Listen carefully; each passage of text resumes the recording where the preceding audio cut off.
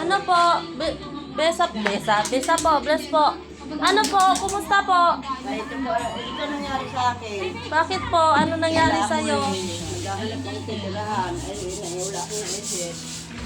Ay, isa ako, hindi pa ako nakilala dito. Hindi pa ako na kilala una. Opo. O saan ka po titira? Bakit ka po pinaalis? Saan ka po nakatira dati? May kasama ka po sa bahay? Ilan po kayo? Sa baril. Paano po niyo nadala mo? Naglakad ka lang po? Pababa? Manas po pati ang paa mo. Oh. Kumain ka na po?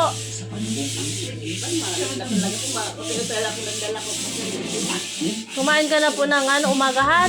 Ah, hindi pa po. Bakit ka po pinaalis? Ay, kaya po ang diferensya. Bakit daw? Sabihin sa akin po ang diferensya. Dali naman ako. Oh. Kung ano na yung mga kasalanan. Ano ninyo? Umulit lang daw ako. Umalis ka na lang daw po. Alam ang ano sila. Alam sa kanila.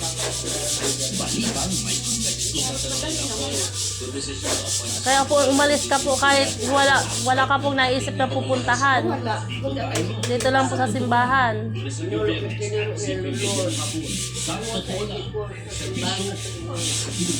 Ano po yung isang mata mo? Hindi na nakakakita? Yung isa po nakakakita. Taga saan po talaga kayo? Ay, Bulacan po. Paano po kayo napunta dito? Kasi yung anak ko hinahanap dito. Ano pong pangalan ng anak mo? Alin, Alan, yung lalaki sa anak ko dalawa. Anong apelyido mo po?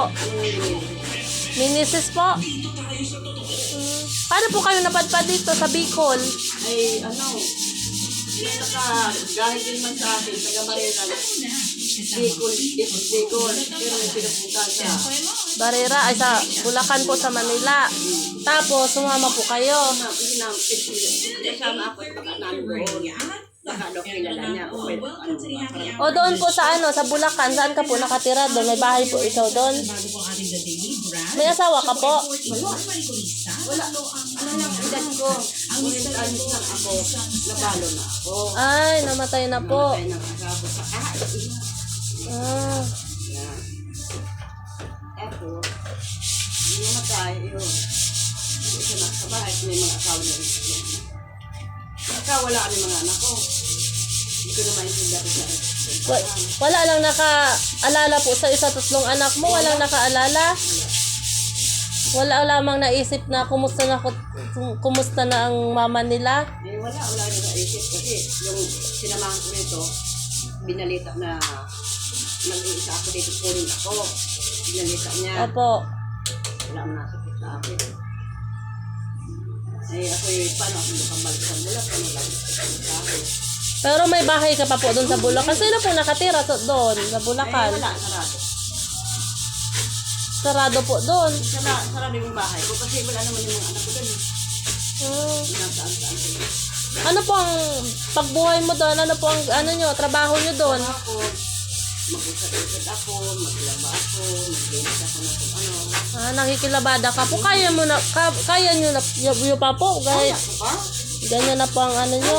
Mag-usap, mga halaman nga tulad na. O dito po sa Barera, ano pong ginagawa nyo dyan?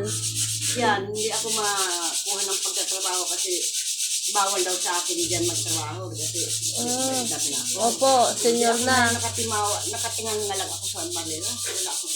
Pinapakain ka lang po nung nag-ampon sa'yo. Pinapakain ako.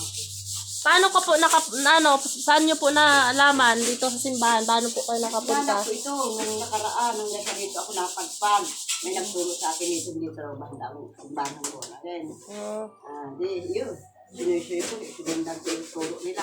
Nakuha ko ito. Simbahan. Okay lang po, bibidyohan ka po. Malay mo po, makita ka ng mga anak mo sa video. Oo, yung video mo. O sige po. Sana. Manawagan ka po. Ano